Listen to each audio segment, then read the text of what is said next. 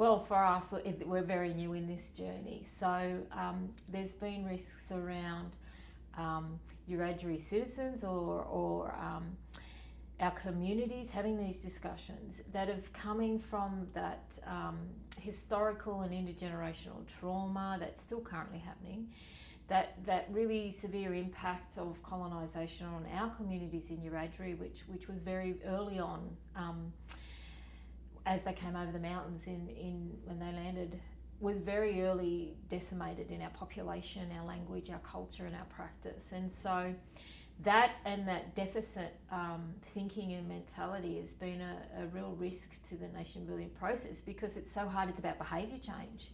And so if we want to change the thinking and dialogue, it's also about changing the way we see ourselves as individuals and the way we see ourselves as a nation and a collective. So there's been some really interesting learnings from that process. So there's risks with moving people into a more positive, strengths-based space.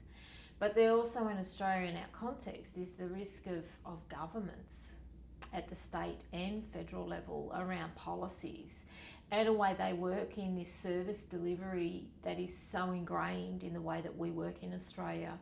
And the models of governance are built around a service delivery model.